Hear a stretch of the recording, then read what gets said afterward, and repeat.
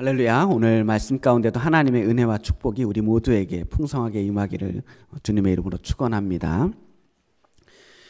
사람들이 모여 있는 곳이라면 어느 곳에나 항상 뭔가 문제가 일어나기 마련입니다.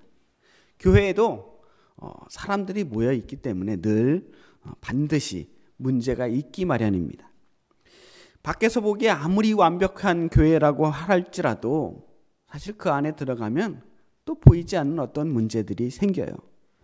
요즘 우리가 계속 배우고 있는 초대교회도 마찬가지였습니다. 초대교회는 성령이 충만한 사도들이 성령이 정말 충만한 성도들을 모아놓고 온 힘을 다해 목숨을 걸고 헌신적으로 세운 교회이고, 그렇게 아름다운 하나님의 역사를 이루어가는 모범적인 교회였습니다. 수없이 많은 핍박에도 불구하고 교회는 엄청난 속도로 부흥하고 있었고요. 그래서 오늘날도 이 초대교회를 이상적인 교회의 모델로 생각하고 아직도 그 고대 초대교회가 있었던 그 자리를 성지라고 여기면서 데살로니가나 에베소 교회나 수많은 그 고대 초대교회의 그 흔적들을 찾아서 성지 순례를 하고 있지만, 그러나 사실 그 당시에 그 교회를 살펴본다면 그 당시에 그 초대교회도 사실은 그 속에는 여러 가지 논쟁과 갈등으로 가득했던 곳이기도 했다는 것입니다. 문제는 교회 안에 그런 어떤 갈등과 문제가 있었느냐 없었느냐 하는 것이 아닙니다. 그들이 그 갈등들을 어떻게 풀어나갔느냐 하는 거예요. 자, 바울과 바나바가 지난주에 이방인들이 그리스도를 믿게 된 여러 가지 소식들을 가지고 1차 선교 여행의 보고를 안디옥 교회에서 잘 마쳤습니다. 사도들은 이제 그 1차 선교 여행을 통해서 새로운 사역지를 개척했고요. 그리고 앞으로 이제 복음은 그 이방 세계를 향하여 아주 급속도로 퍼져나가게 될 것이었습니다. 그런데 바로 그 순간에, 이제 새로운 단계로 접어들어 가려고 하는 바로 그 중요한 순간에 누군가 와서 교회에 딴지를 걸었어요. 해묵은 논쟁거리를 가지고 와서 다시 교회의 갈등이 불거졌습니다. 오늘 우리가 읽은 이 본문의 말씀은 바로 그 갈등에 대한 이야기예요. 초대교회가 어떻게 그 교회의 갈등을 풀어나갔는지 우리 함께 말씀을 통해서 살펴보려고 합니다. 일단 사도행전 15장 1절부터 읽어보겠습니다. 어떤 사람이 유대로부터 내려와서 형제들을 가르치되 너희가 모세의 법대로 할례를 받지 아니하면 능히 구원을 받지 못하리라 하니. 수리아에 있던 그 안디옥 교회는 당시에 아주 중요한 이방 선교의 본부로 사용되고 있었지만 여전히 교회의 구심점은 예루살렘에 있는 교회에 있었어요. 그곳에는 아직도 예수님께 직접 가르침을 받았던 사도들이 있었고요. 예수님의 부활을 직접 눈으로 보았고 그들과 함께 성령을 체험했던 최초의 증인들, 최초의 교인들이 있었어요. 그래서 그들은 어떤 오리지널로서의 권위들을 가지고 있었습니다. 그런데 이 안디옥 교회에 예루살렘으로부터 어떤 사람들이 왔어요. 일단 이스라엘에서 왔다, 예루살렘에서 왔다라고 하면 그들에게는 어떤 권위가 실렸습니다. 특히 이방인 지역에 세워진 이 교회들에게 있어서 예루살렘 교회에서 온 사람이라고 하면 당연히 그 사람의 권위를 세워줄 수밖에 없는 형편이었어요. 그런데 그 어떤 사람들이 유대 지역에서 안디옥 교회를 와서 이런 주장을 합니다. 누구든지 구원을 받으려면 할례를 받아야 한다. 이 사람들은 소위 말해서 할례파라고 불리던 사람들이었습니다. 유대 지역에서 이런 이야기를 한다면 누구나 다 상식 같은 이야기로 받아들일 수 있었겠지만, 이 땅은 안디옥 교회가 자리 잡고 있는 이 이방 땅은 사실 할례가 뭔지도 모르는 사람들이 살고 있는 이방 땅이란 말이에요. 좀 노골적으로 이야기해서 생각을 한번 오늘날의 방식으로 바꿔본다면 모든 그리스도인들은 포경수술을 해야 구원을 받습니다 라고 말한 거예요. 지금 우리가 잠깐 느끼는 이 당황스러움은 이 안디옥 교회 교인들에게 있어서는 더욱 강력하게 여겨졌을 겁니다. 이제 막 이방인들에게 복음을 전하기 시작하면서 이제 새로운 가능성을 보게 된 이 바울과 바나바는 지금 갑작스럽게 또 닥친 이 문제들에 대해서 성도들에게 어떤 해답을 제시해 줘야만 했습니다. 당신들이 지금 이방인들이지만 우리와 함께 이 복음 생활을, 믿음 생활을 하기 위해서는 할례를 받아야 할 것이냐 아니냐를 정해줘야만 하는 거예요. 그런데 말처럼 쉬운 일이 아니었습니다. 유대인들에게 있어서 할례는 구원의 상징과도 같은 행동이지만 이방인들에게는 사실 아무런 의미 없는 행동이거든요. 더군다나 이미 고넬료를 비롯해서 수많은 할례 받지 않은 이방인들이 예수님을 이미 믿었고 그들에게 성령이 임했단 말이에요. 성령을 받았다라고 하는 것은 하나님께 인정받았다는 뜻이에요. 하나님께서 너희들이 그런 율법적인 어떠한 행위들을 하지 않아도 나는 너희들에게 성령을 준다. 내가 너희들을 나의 자녀로 삼아주겠다라고 하는 의미를 담고 있는 거예요. 이것이 그 당시 안디옥 교회의 현실이었거든요. 그렇다고 해서 우리가 지금 이런 현실 속에서 새로운 세계를 살고 있으니 우리 안디옥 교회는 독자적으로 따로 행동하겠습니다라고 이야기할 수는 없는 형편이었습니다. 할례의 문제는 단순히 안디옥 교회의 문제뿐만 아니라 앞으로 있을 모든 이방인 선교를 위해서 반드시 한 번은 짚고 넘어가야 할 문제였단 말이에요. 그래서 바울과 바나바는 이 문제에 대해서 사람들을 꾸려서 예루살렘에 있는 사도들과 장로들 앞에 가서 이 문제를 정식으로 판결받기로 결정을 합니다. 그렇게 안디옥 교회의 대표들이 모여서 예루살렘으로 떠나게 돼요. 자, 그 사람들이 이제 예루살렘까지 긴 여행을 하는 중에 예루살렘을 가는 동안 이 페니키아와 사마리아 땅을 지나오는데 그 길을 가는 동안에도 사람들 만났을 거 아니에요? 그 만나는 사람들마다 자신들이 이방인 교회에서 자신들이 경험했던 이야기들을 전해 주었습니다. 그런데 듣는 사람들마다 모두 다 함께 기뻐했어요. 이방인들이 예수님을 믿게 되었다는 그 소식을 함께 기뻐했단 말이에요. 자, 분위기가 아주 좋은 쪽으로 흘러가는 것을 느끼면서 희망차게 들어왔는데 마침내 예루살렘에 도착했을 때 그들이 지금까지 걸어오면서 했던 그 이야기들, 이방인들이 주님을 만난 이야기들을 교회와 사도와 장로들에게 또다시 반복해서 이야기를 합니다. 그때 다른 반응들이 나타납니다. 5절 말씀이에요. 바리새파 중에 어떤 믿는 사람들이 일어나 말하되 이방인에게 할례를 행하고 모세의 율법을 지키라 명하는 것이 마땅하다 하니라. 예. 할례파들과 똑같은 주장을 하는 사람들이 바리새파 사람들 중에 있었어요. 우리는 혹시 예수님께서 제자들과 함께 활동하실 때 그 옆에서 사사건건 시비를 걸고 있던 그 바리새파를 생각할 수 있을지도 모릅니다. 야, 역시 바리새파 안 되겠구나. 이 사람들 또 시작했구나 라고 생각할 수도 있어요. 그런데 여기서 말하고 있는 이 바리새파 사람들은 그때 그 바리새파 사람들과 달라요. 이 사람들은 절대 복음에 대해서, 예수님에 대해서 악의적인 생각을 가지고 있는 바리새인들이 아닙니다. 이 사람들 역시 바리새파 사람들이지만 똑같이 예수님을 믿고 교회 공동체 안으로 들어온 사람들이에요.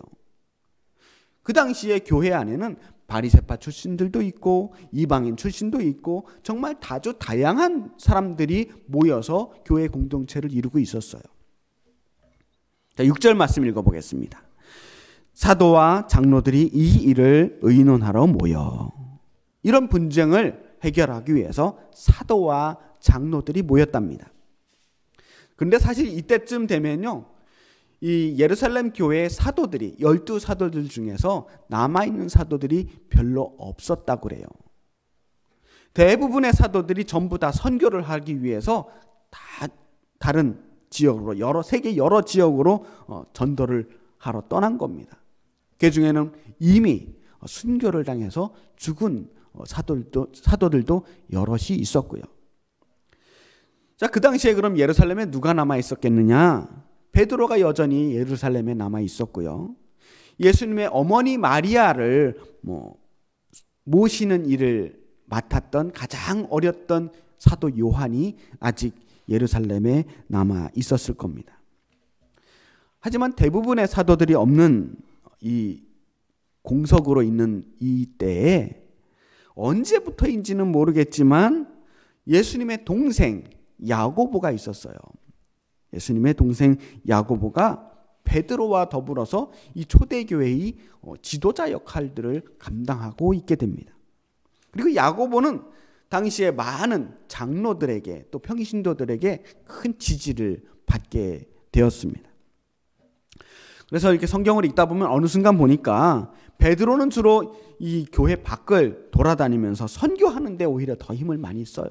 이방 선교하고 여러 교회들을 돌보는 데 더 많은 관심을 갖게 되는 반면에 예수님의 동생 야고보가 예루살렘 교회의 실질적인 지도자의 역할을 감당하고 있는 것을 보게 됩니다.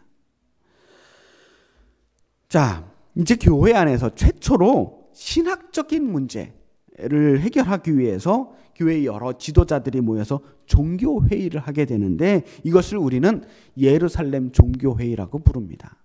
최초로 모인 신학적인 회의였어요. 여기에 베드로와 요한과 예수님의 동생 야고보와 또 여러 교회의 지도자들이 함께 모여서 서로 의견을 발표하고 토론하고 하면서 구체적으로 이 교회가 앞으로 이 신학적인 문제를 어떻게 방향을 잡아가야 할지 아주 갑론을박 여러 가지 토론을 거치게 됩니다. 발언권이 강한 어떤 사람이 혼자서 발표하는 것이 아니라 모든 사람들이 이해하고 받아들일 수 있는 그러한 결과를 만들기 위해서 아주 많은 토론이 있었다는 거예요. 사실 이 할례의 문제, 이방인 선교에 대한 문제는 이때 처음으로 불거져 나온 것이 아니라 이미 이방인 선교가 시작되었을 그 무렵부터 계속해서 불거져 나왔던 문제예요. 여기저기로 산발적으로 이방인들이 교회에 들어오고 있습니다 라는 소식을 듣게 되었고, 그때 물론 많은 교회들은 큰 마찰 없이 자연스럽게 이방인들을 받아들이고 있었지만, 그러나 일부 바리새인같이 아주 보수적인 신앙을 가졌던 사람들은 여전히 이방인들이 교회에 들어오는 것에 대해서 뭔가 미심쩍은 마음들이 있었다는 거예요. 아직도 그들이 할례 없이 우리 교회 공동체 안에, 하나님의 공동체 안에 들어오는 것에 대해서 마음이 편하지 않은 사람들이 있었어요. 그래서 결국은 이 문제를 놓고 우리 한번 서로 설득될 때까지 한번 설전을 펼쳐보자 하고 토론을 펼친 거죠. 그렇게 한참 이야기가 오고 간 다음에야 베드로가 말을 꺼냅니다. 자, 베드로는 이 문제를 가지고 결코 자신의 권위로 예수님의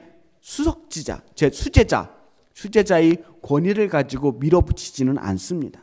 7절 말씀에 이렇게 시작하거든요. 많은 변론이 있은 후에.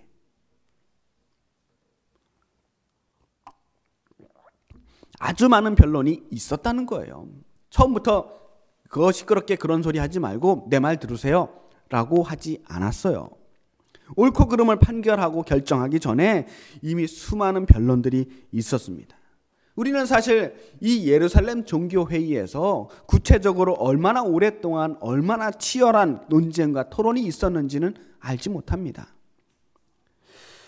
사실 이 사도행전을 썼던 누가는 예루살렘 종교회의에서 오고 갔던 양쪽의 이 신학적인 입장들에 대해서 자세하게 기록하지 않아요. 사실 그게 뭐 중요하겠습니까? 중요한 것은 그들이 그런 토론을 통해서 이미 마음속에서 그 답을 찾아가고 있었다는 거예요. 같이 이야기하는 중에 자신들도 모르는 사이에 어느 답을 향해 가고 있었다는 거죠.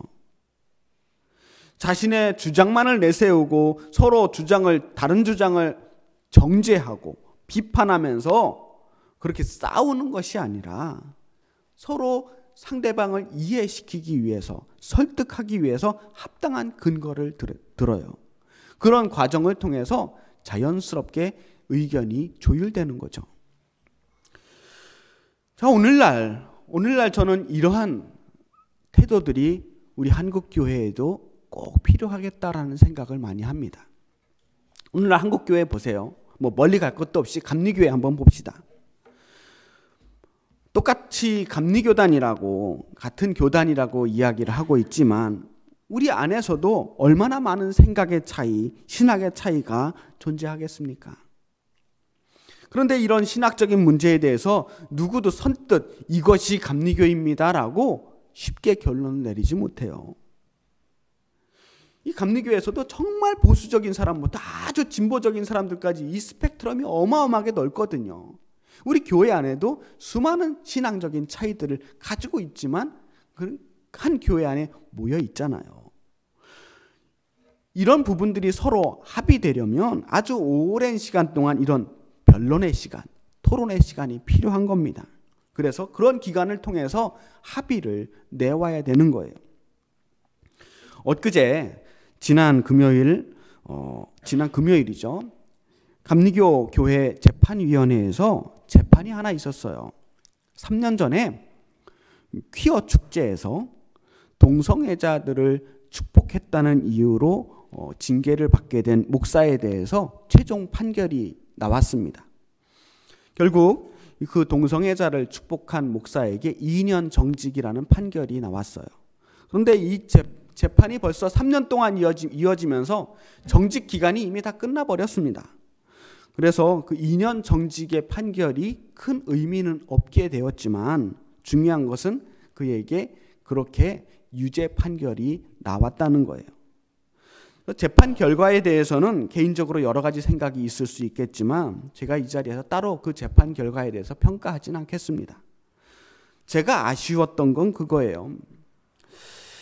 재판을 3년 동안 지속하는 그 동안에 교단의 수많은 신학자들을 비롯해서 감리교단을 이끌고 있는 스스로 자신들이 감리교 지도자라고 자부하는 그런 사람들이 이 문제를 어떤 방식으로 해결하려고 했느냐 하는 겁니다.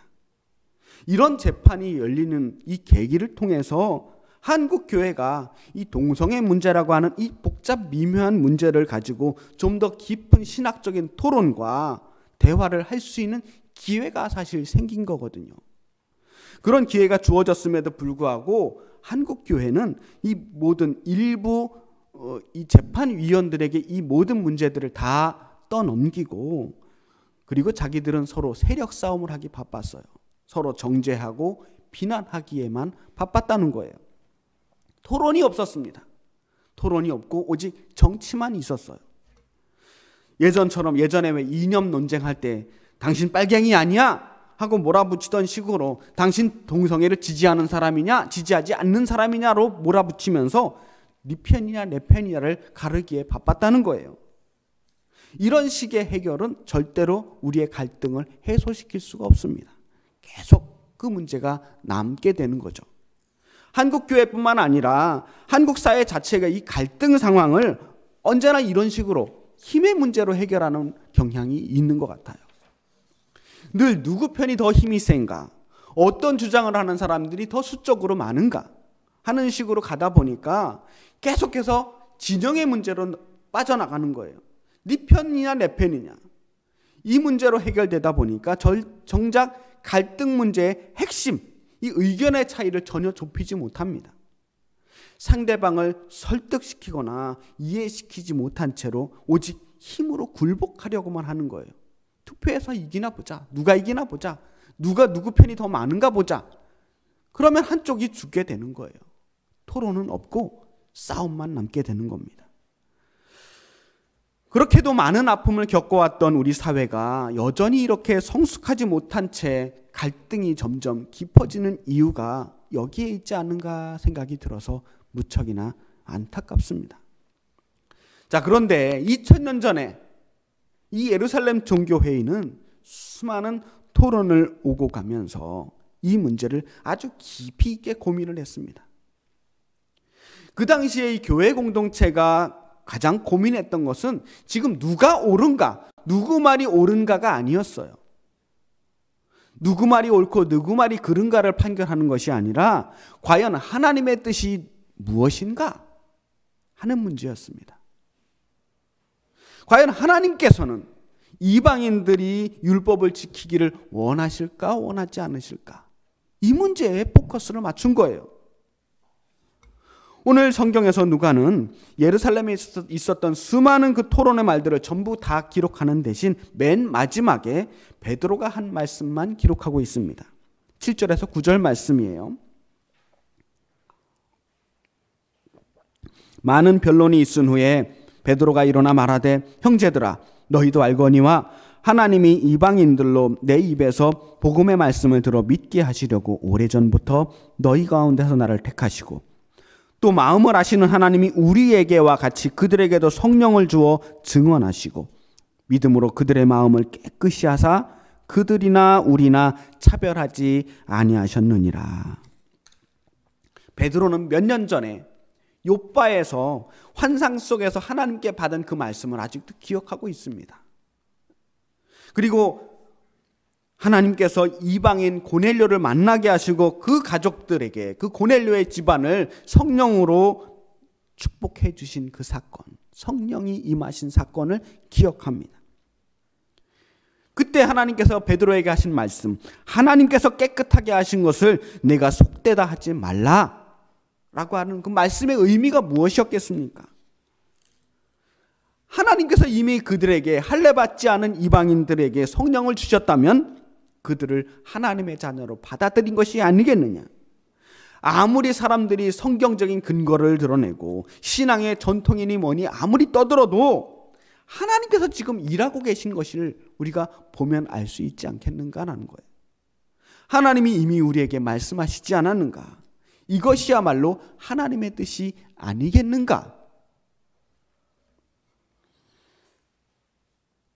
솔직하게 이야기하면 유대인들이 그렇게 율법을 강조했던 유대인들조차도 율법을 제대로 지키는 민족이 아니었거든요. 여태까지 하나님께 늘 책망받던 게 뭐예요? 율법을 제대로 지키지 않고 끊임없이 우상을 섬기던 그 부끄러운 모습들 때문에 유대인들이 그토록 하나님께 책망받았던 것 아닙니까? 자기들도 율법을 제대로 지키지 못하면서 우리들도 지키지 못하는 그 율법을 왜 그 멍에를 유대인이 아닌 이방인들께까지도 지게 하느냐 하는 거예요. 이렇게 베드로가 말을 하고 나니까 이번에는 예루살렘의 또 다른 지도자, 사실상 예루살렘의 지금 실질적인 지도자였던 야고보가 마지막으로 이 회의를 정리하면서 말을 마칩니다. 자, 베드로가 말을 마칠 때 이렇게 말합니다. 13절 말을 마침에 야고보가 대답하여 이르되 형제들아 내 말을 들으라. 자, 지금 야고보가 예루살렘 종교회의의 그 모든 결과들을 다 정리하고 판결하고 있는 겁니다. 그것이 야고보 개인의 생각이 아니에요. 지금까지 예루살렘 종교회의에서 펼쳐졌던 모든 토론과 베드로의 의견까지 전부 다 들은 후에 모든 사도들과 장로들이 이 회의에 깊이 의논하고 공식적으로 이방인 할례 문제에 대해서 우리는 이 교회는 앞으로 이방인 율법 준수에 대해서 이렇게 가이드라인을 내놓겠습니다라고 공식적인 발표를 하는 겁니다. 이 발표에서 가장 핵심적인 문장은 19절에 나와 있어요. 하나님께 돌아오는 자들을 괴롭게 하지 말라. 하나님께 돌아오는 자들을 괴롭게 하지 말라는 거예요. 이미 예수님 믿기로 결단하고 하나님께 돌아오는 이방인들에게 그 어떤 행위들을 자꾸 요구해서 장애물을 만들지 말라는 거예요. 할례를 받아야 한다, 율법을 지켜야 한다, 담배를 끊어야 한다, 술을 끊어야 한다, 여러 가지 잡다한 본질이 아닌 다른 것들로 주님께 돌아오는 것들의 방해물들을 만들지 말라는 거예요. 그런 것들은 예수님 믿으면 자신들이 정말 필요하면 필요하다고 느끼면 알아서 할 것들이에요. 오직 은혜로 하나님께서 그 모든 이들을 구원하시려고 하는데 우리가 방해물이 되어서는 안 된다는 겁니다. 하지만 야고보는 여기에 몇 가지 추가한 조건들이 있었어요. 우상의 더러운 것과 음행과 목매어 죽인 것과 피를 멀리하라. 자, 이런 야고보가 새롭게 추가한 이 조항들이 앞으로 초대교회 이후로 모든 교회가 지켜야 될 새로운 율법 조항이 된다는 의미는 아닙니다. 그 시대에는, 적어도 그 시대 그 사회에서 이러한 조항들이 그들에게 필요했다는 거예요. 유대인들의 그 모든 율법 조항들을 전부 다 이방인들에게 적용시키는 것은 안 되겠지만 분명히 할례 받는 거 믿음의 본질적인 내용이 아니었고요. 그들이 어떻게 하면 이 유대인 교회에, 유대인들이 모여있는 교회에 쉽게 섞여들 수 있을 것인가를 깊이 고민했어요. 그런데 유대인들로서도 절대로 타협할 수 없는 그 무언가들이 있었어요. 한 공동체 안에서 같이 생활하기 위해서 이 정도는 최소한 지켜줬으면 좋겠다. 이거를 당신들이 안 하면 우리가 너무 힘들어서 우리의 믿음이 힘들 지경이다라고 하는 것들, 절대 양보할 수 없는 것들이 몇 가지가 있었던 거예요. 우상의 더러운 것과 음행과 목매어 죽인 것과 피를 멀리하라는 것, 이 네 가지 조건이었습니다. 비록 할례라고 하는 율법들은 양보하더라도 이방 세계에 흩어진 그 유대인들이 한 공동체 안에서 같이 교제하려면 이 정도 조건만은 좀 지켜줬으면 좋겠다는 거예요.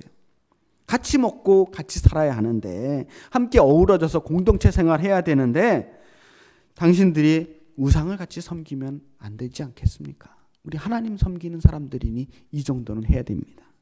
음행하거나 목매어 죽이고 이런 우리들로서는 상상도 할 수 없는 그런 아주 부정한 것들, 그런 것들을 먹거나 먹은 사람과 함께 있는 것조차 우리는 힘든 사람들이니 이 정도쯤은 좀 예의상 지켜졌으면 좋겠습니다 하고 조건을 내걸었던 거예요.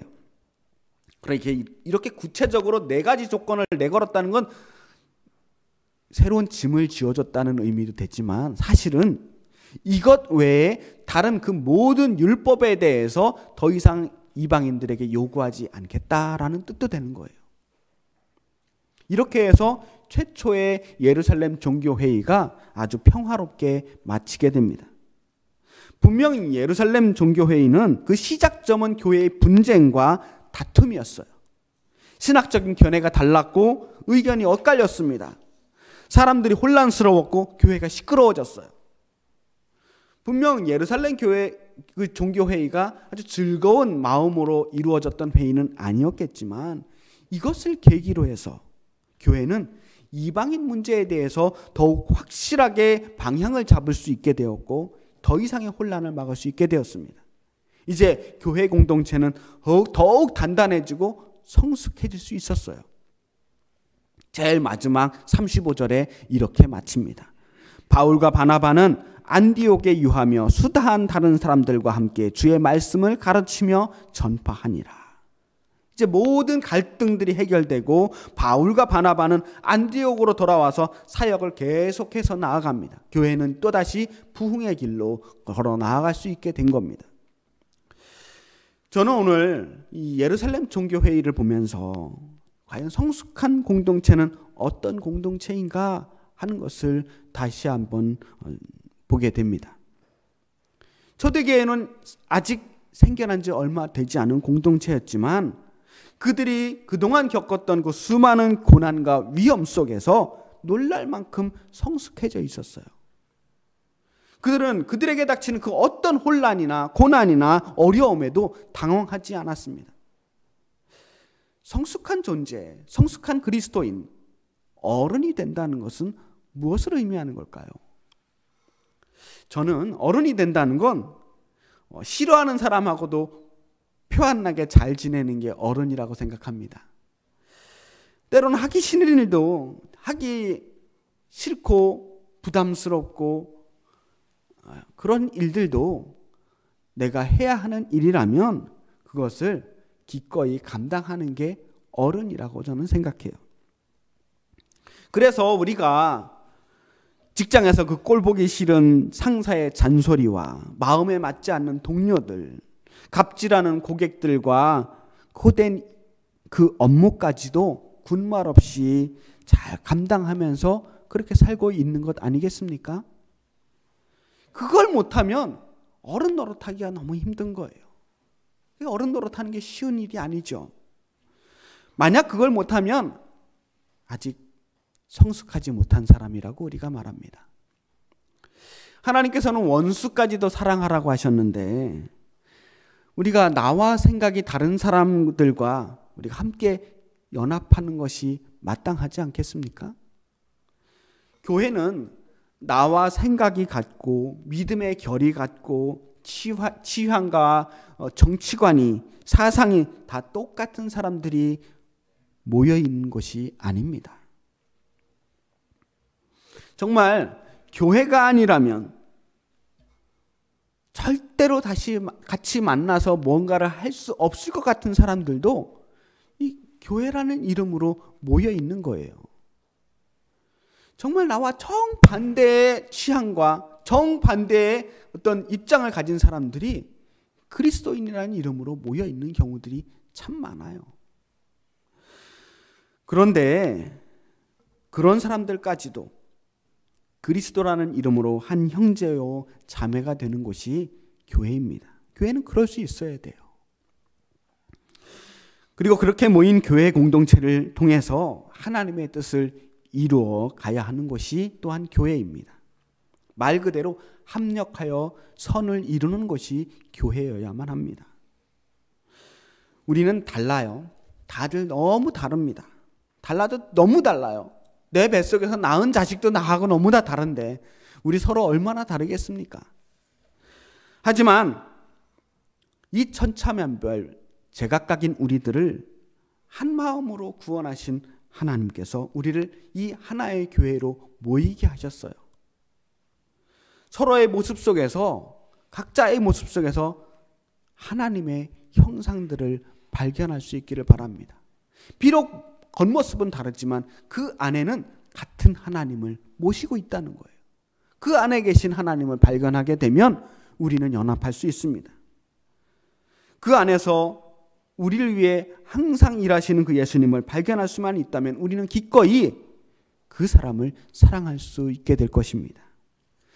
우리를 하나 되게 하시는 그리스도의 사랑이 우리 세상 안에서 또한 우리 이 감리교회도 그리고 오늘 함께 예배하는 이 예배 가운데 함께하는 모든 성도들 한 가운데서도 하나님께서 우리와 함께 하시기를 주님의 이름으로 축복합니다. 기도하겠습니다.